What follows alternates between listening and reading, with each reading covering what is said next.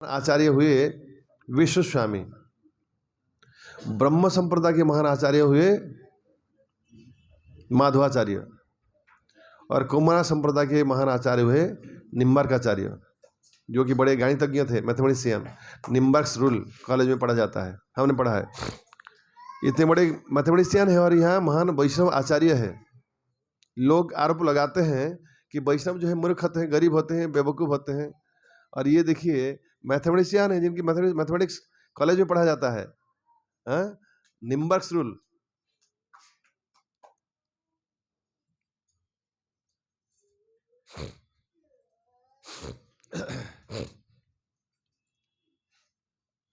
तो माधवाचार्य माधव संप्रदाय के, ब्रह्म संप्रदाय के महान आचार्य है। उनका हेडक्वार्टर जो है उडुपी है। और उडुपी के जो कृष्ण भगवान की आराधना सेवा कौन करते थे? श्रील माधवाचार्य। माधवाचार्य जो है व्यासदेव के अवतार है। ये व्यास गुफा हिमालय गए थे, व्यासदेव के साथ उनका मुलाकात हुआ था, उनसे आशीर्वाद लिया था और उन्होंने लिखा था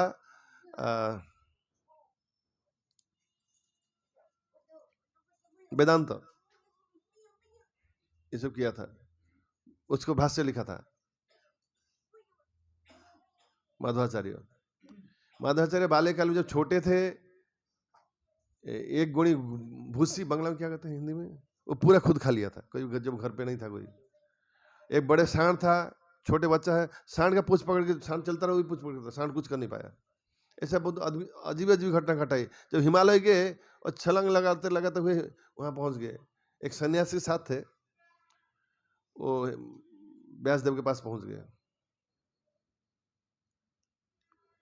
एक दिन माधवाचार्य मध्वगेह भट्ट, उनके पिताजी का नाम मध्वगेह भट्ट, एक दिन माधवाचार्य समुद्र अरब सागर के तट पर बैठे थे। पास में सागर है, हम गए नहीं देखने, वो कोस्टल एरिया है, समुद्र के तट है वो, अरब सागर।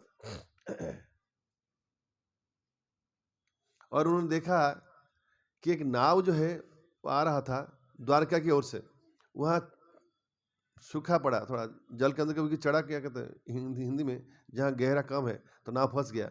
इन्होंने अपने एक छोटा कपड़ा से कुछ ऐसा इशारा किया तो नाव वहाँ से मुक्त हो गया और फिर जल से आगे बढ़ने लगा और किनारे आकर पहुँचा। तो वहाँ के जो मालिक है उन्होंने कहा कि नाव से कुछ ले लीजिए आप। तो माधवाचार्य ने देखा नाव में एक बड़ा पत्थर की विशाल पर्वत भांति तिलक का टुकड़ा है। बोले मुझे वो देखो तो चलेगा ये तिलक। बोले ठीक है लीजिए आप। तो उनको दिया। जब लेके जा रहे थे अपने आश्रम में तो रास्ते में गिर पड़ा और टूट गया और उसमें से विग्रह निकले। वही जो है उडुपी के कृष्ण भगवान, जिनके एक हाथ में रस्सी है और दूसरे हाथ में दही मथने वाली दंड है, चर्निंग रड। और ये भगवान मुझे लगता है दिगंबर है, पता है, बहुत सुंदर विग्रह है। लेकिन वहां पे भी ये हाल है, छोट है, बहुत अंदर है, दूर से और छोटे छोटे दीपक जलते हैं। अगर चश्मा हो तो शायद देख पाते। अभी मैं तो हमेशा भगवान भरत, मुझे थोड़ा दिखाई दे, मैं देख नहीं सकता आपको। छोटे हैं।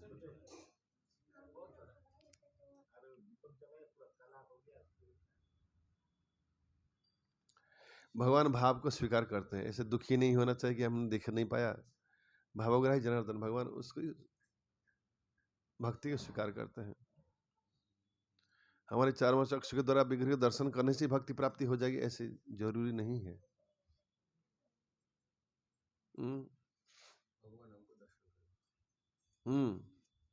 हे भगवान, आपकी एक नौकर है, संसार में विचरण कर रहा है, उसके ऊपर अपना नजर डालिए, कृपा दृष्टि डालिए और देख लीजिए संसार में घूम रहा है। भक्ति सिद्धांत सरस्वती ठाकुर कहते हैं हमें भगवान के दर्शन के लिए जाना नहीं, भगवान को हम दर्शन देने के लिए जाना चाहिए। हाँ, उल्टा कि देखो भगवान आपके नौकर संसार में जिंदा है, ये विचरण कर रहा है, थोड़ा उसके ऊपर कृपा नजर डालिए ताकि हम धन्य हो जाए।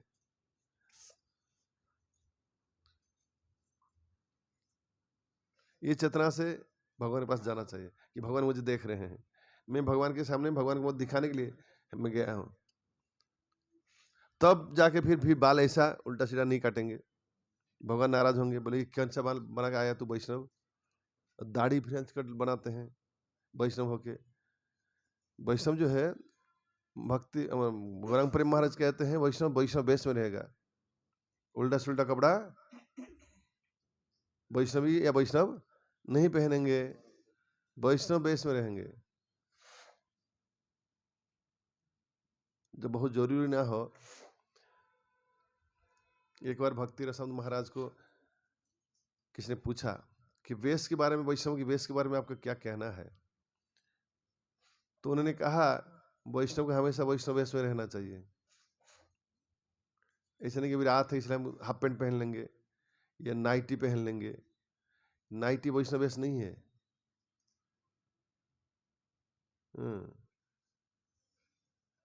वैष्णव या वैष्णवी को अपनी वेश में रहना चाहिए।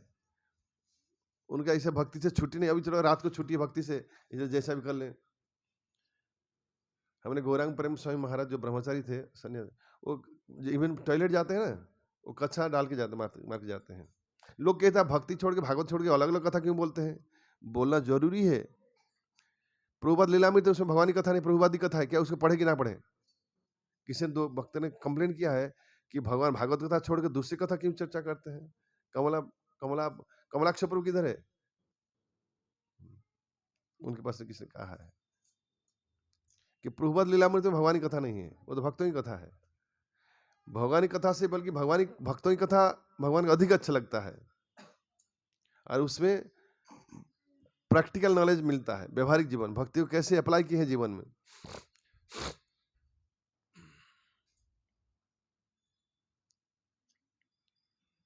तो वो महाराज कहते हैं वैष्णव को हमेशा वैष्णव वेश में रहना चाहिए। अभी रात को तिलक नहीं लगाना है, ये हुआ नहीं, ये सिद्धांत नहीं है। कोई देखे ना देखे, मैंने देखा है वो हरदास प्रभु जैसे रात को 2 बजे टॉयलेट 2 बजे तिलक लगा अच्छी तरह, फिर सोएंगे, फिर 4 बजे उठेंगे, फिर स्नान के फिर तिलक लगाएंगे। तिलक दूसरे को दिखाने के लिए लगाना ये चेतना नहीं है। चेतना है कि इससे भगवान प्रसन्न होंगे। शास्त्र हम पढ़ते क्यों? गीता भागवत पंडित बनने के लिए नहीं, शास्त्र पढ़ने से भगवान का अच्छा लगेगा इसलिए पढ़ना चाहिए। उस तरह हम वैष्णव वेश में रहेंगे कि भगवान आपकी सेवक संसार में जिंदा है, आप थोड़ा इसके ऊपर शुभ दृष्टि नजर डाल के देखिए, इसलिए वैष्णव वेश में रहना चाहिए। ऐसा नहीं रात को सोए हैं भगवान देख नहीं रहे हैं इसलिए हम हाफ पैंट पहनेंगे, ये नहीं है। वैष्णव पोशाक नहीं हाफ पैंट। कभी इमरजेंसी बहुत जरूरी है वो एक्सेप्शन है, कभी एक्सरसाइज करना हो। क्या चीज? हाँ, फिर कुर्ता निकाला, मतलब कुर्ता निकालना, फिर आगे क्या बोलोगे? किसने मुझे कहा था वो चेक करेंगे अंडर ये पहना क्या, दूसरा कपड़ा पहना गया, फिर बाद में बहुत परेशानी होगी। वो चेक नहीं किया। जहाँ धोती चलता है ऊपर का कपड़ा सिला है, कपड़ा नहीं चलता है, तो पैंट शर्ट कैसे चलेगा? खाली दर्शन के लिए।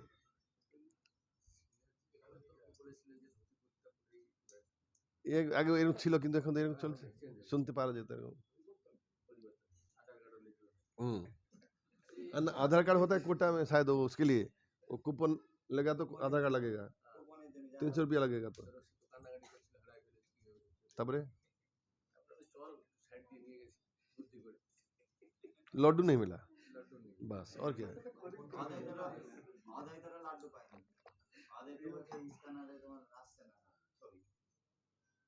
कोई बात नहीं, लेकिन लाडू बहुत बस था। कल का जो कांदा लहसुन का जो उद्गार है उसको दबा दिया था। उसमें घी था, प्राश्चित तो गव्य वस्तु खा के कितने लोगों को अच्छा लगा था। गोपालन माँ लाडूटा किरण लगे चलो, जिसको पूछे वही नहीं होगा। वो लड्डू नहीं खाती है होगी, जिसमें घी होगी।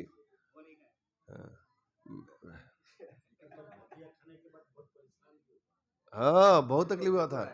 और मालूम पड़ा कांदा लहसुन जो छोटा वस्तु नहीं है, पूरा आंतड़ी को हिला कर रख देता है। एक बार खाएगा तो याद दिलाएगा क्यों पाप किया है।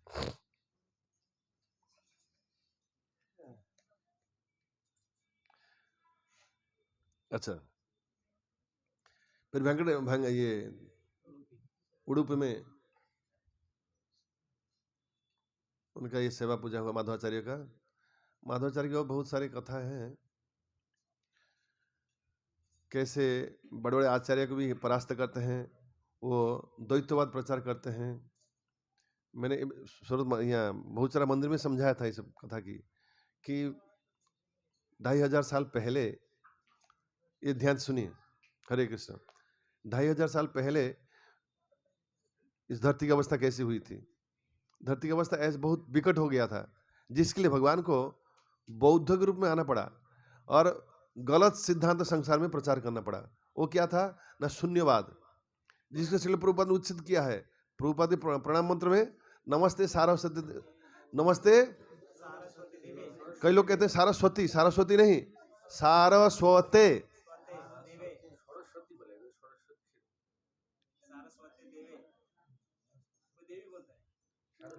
सारस्वते देवे, देवी नहीं, देवे, सारस्वते देवे, और नमो योंग नहीं, नमो ओंग। ये मैं समझा नहीं, योंग कैसे आ गया, वो तो ओंग लिखा है। हाँ, शायद गाने की स्टाइल में आ जाता है, पता नहीं। वो कहते हैं राग में आ जाता है, बाकी तो है ओंग। लेकिन दूसरे स्टेट के लोग योंग कहते नहीं, बंगाली लोग कहते हैं, बंगला का असर होगा, बाकी वो योंग नहीं है, नमो ओंग। नहीं तो उच्चारण गलत हो रहा है। नमो ओम विष्णुपादाय, ओम या ओंग। तो नमस्ते सारस्वते देवे गौरवाणी प्रचारिणे निर्विशेष शून्यवादी पाश्चात्य देश तारिणे। तो इस मंत्र में दिया है ना, निर्विशेष शून्यवाद, निर्विशेषवाद और शून्यवाद। निर्विशेषवाद जो है शंकराचार्य के, और शून्यवाद जो है गौतम बुद्ध के, बुद्धदेव के। शून्यवाद, वाइडिज्म।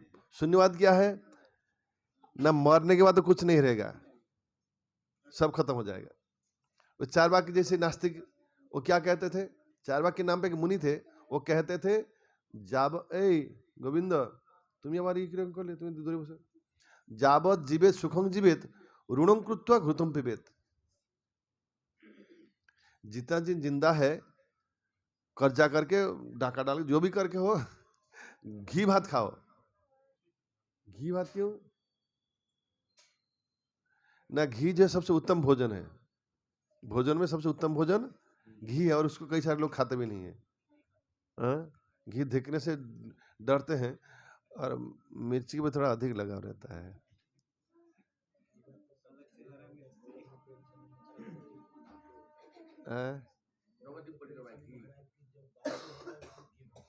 घी भात, हाँ, जो शुद्ध गाय की घी और एक नींबू, और कुछ जरूरत नहीं होगा, इतना स्वादिष्ट होगा उसकी खुशबू जो है। एनीवे, तो चारवाक नीति जैसा नास्तिक नीति है। बुद्धदेव भी उस तरह नास्तिक धर्म प्रचार किया था, जो वास्तव में ठीक नहीं है, परंतु जरूर क्यों प्रचार की ना, उसका जरूरी था समय के अनुसार। क्या जरूरी, जरा समझिए। वेद में एक अंश है,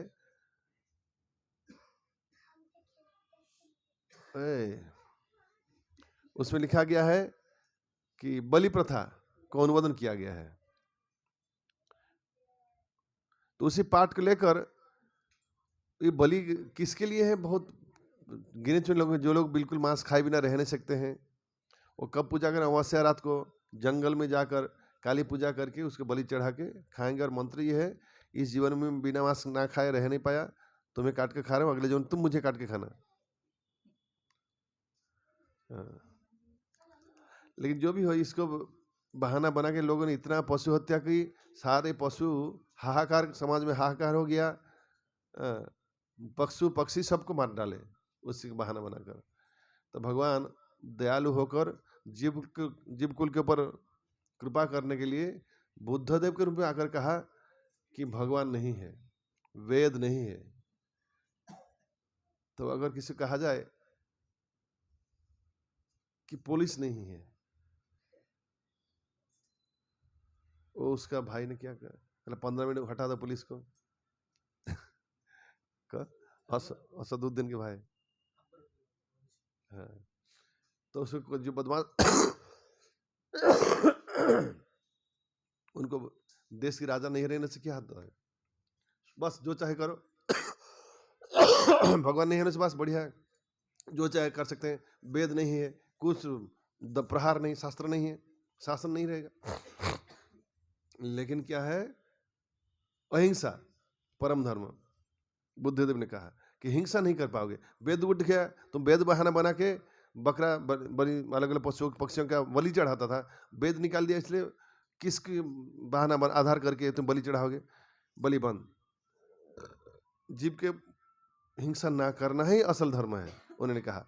अहिंसा ही परम धर्म। सम्राट अशोक ये बौद्ध धर्म ग्रहण किया था। सिंहल श्रीलंका भेजा था अपने पुत्री को, संघमित्रा को, ये बौद्ध धर्म प्रचार के लिए।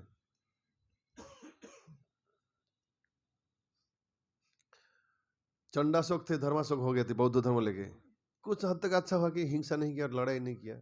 उड़ीसा में जाकर लड़ाई करने के बाद उन्होंने कहा था, और मैं कभी भी लड़ाई नहीं करूंगा। उड़ीसा में जीते, लेकिन इतनी अधिक मात्रा में सैनिक का हत्या हुआ था, उस दिन से बहुत दुखी हो गए थे। बोले अब जीवन में कभी लड़ाई नहीं करूँ। उन्होंने कहा था, जीत किसी को हृदय से जीता उसको जीत कहा जाता, तलवार से किसी को जीता नहीं जा सकता कभी भी। वो तो जबरन किसका शक्ति कम कर दिया, लेकिन मन से वो कहाँ झुक रहा है, नहीं झुक रहा है।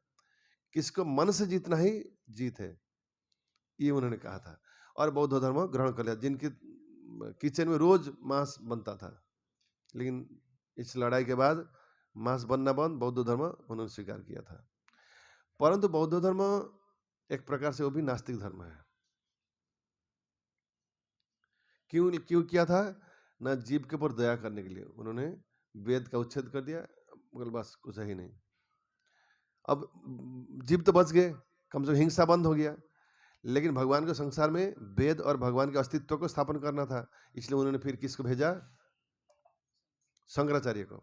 शंकराचार्य ने आकर ऐसा दिखाया, अहम ब्रह्मस्मि त्वम तत्त्वमसि, एक ब्रह्म द्वितीय नास्ति, तुम भी भगवान हम भी भगवान। एक दूसरे को देखने नमो नारायण कहते हैं। मायावादी संप्रदाय में एक दूसरे को देखने से भगवान समझते हैं, एक दूसरे को कहते हैं नमो नारायण। तो उन्होंने कहा ना भगवान है, भगवान हम है तुम भी है, और इस शरीर त्यागने के बाद भगवान में लीन हो जाएंगे। और वेद को स्थापन किया, लेकिन लालच दिया भगवान बनने की, भगवान ये हो जाने की। तो उसके बाद जो सही धर्म है स्थापन के लिए धीरे धीरे भगवान अलग अलग व्यक्ति को भेजा।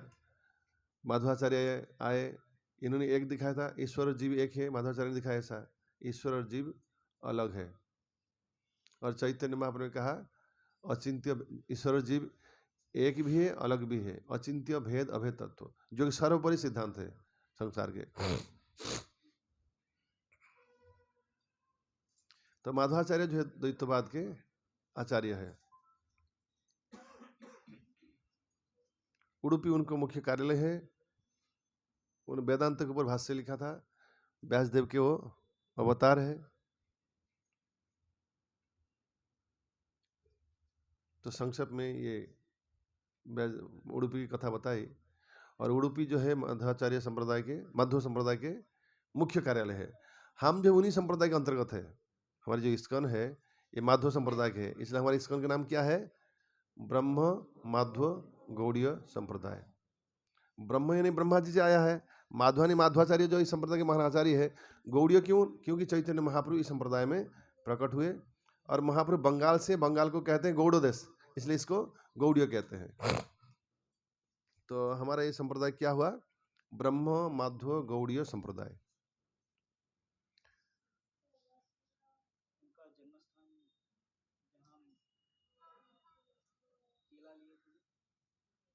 माधवाचार्य जन्म स्थान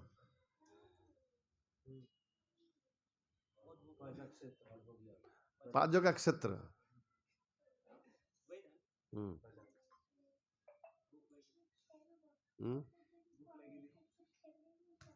तुम कथा बोलो ना। पाजक क्षेत्र में हमने क्या किया, दर्शन किया था? हाँ हाँ हाँ, जहाँ गए और पहले दुर्गा मंदिर में जाकर बहुत धुआंधार कीर्तन किया, फिर वहाँ कथा हुई। उस जगह का नाम क्या था? जगह क्या नाम था? फोटो हाँ, क्या गिरी? कुंजूरुगिरी, कुंजूरुगिरी, कुंजूरुगिरी दुर्गा देवी के मंदिर था, लेकिन सुंदर था। फिर वहाँ वातावरण बड़ा रम्य था, कथा हुई, कीर्तन हुआ, और फिर वहाँ से उतर कर हम गए थे और एक जगह, वो क्या था? बलराम मंदिर। बलराम मंदिर तो लास्ट में गए, उससे पहले जहाँ केला खरीदा, पाजका क्षेत्र, पाजका क्षेत्र, जहाँ केला खाया। मैं नहीं खाया था, बाकी लोग खाए थे। कई लोग 2-4 लिए थे, वही उमर को 3-4 खाया था।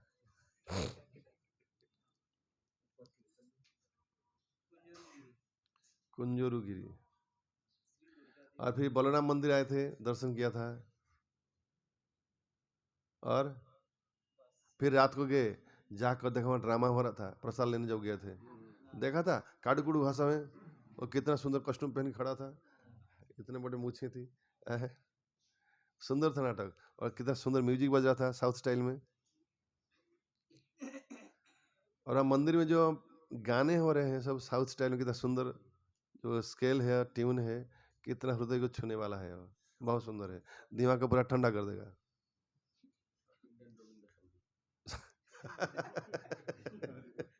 वो कह रहे साउथ इंडियन रविंद्र संगीत, ये कैसे हुआ? ये तो द्वंदात्मक वाक्य हो गया है। रविंद्र संगीत बोल बंगाला होता है। नहीं, उनकी भावना है कि वहाँ बंगाल में जिस तरह रविंद्र संगीत चलता है, लोगों को ऐसा दिल ठंडा करता है, वहाँ की वो गाना जो उनको दिल ठंडा करता है। और कुछ रहा वहाँ उडुपी प्रसाद? हाँ, रात को गए थे, वो था नाटा सा, बोल रहा था साउथ भाषा में, मुझ जाके चुपके से बोलते लास्ट में, अगर नाइट स्टे करना है, कल सुबह 5 बजे विश्व दर्शन होगा, आ जाना, देखते हैं। फिर चल पड़ा। और डाल था, डाल बांटने का जो चम्मच था बहुत इंटरेस्टिंग था, थोड़ा गहरा बड़ा था, एक साथ बांटने का जो थाली था, ट्रे था, सुंदर था, सब ले लेते थे फटाफट, सिस्टमेटिक था, ताकि इस तरह 1000 लोगों को खिला सकते हैं जल्दी। हम भी ऐसा कर सकते हैं। और गया, रात को वहाँ विश्राम हुआ, सुबह उठ पड़े, जियोबुद्धपुर थोड़ा ट्रेन मिस ना हो जाए इसलिए एक्चुअली हमने वो कह रहे थे कि 4 बजे जाना है, लेकिन बाद में 3 बजे 3:30 बजे आएंगे, वो 3 बजे थोड़ा डर गए शायद कहीं लेट हो जाएगा, तो सबको जगा दिया 2 बजे से। 1:20 को मेरे पास फोन गया था उनका।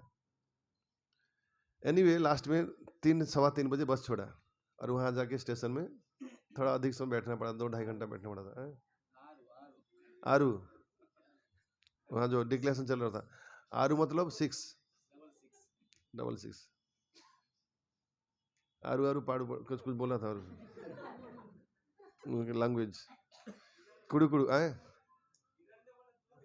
इरंडा इरंडे, आरू इरंडे, आरू आरू इरंडे, संख्या इस हो रहा था। फिर वहां से हम कहाँ गए? श्रीरंगम आए, रंगनाथ मंदिर।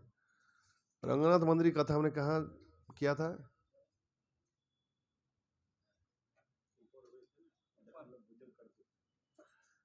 वहां रुके हैं, छत के ऊपर, हाँ, वह जगह सुंदर था, हॉल 1500 रुपये कुछ किराया लगा दिया बाद में, खैर लेकिन जगह अच्छा था।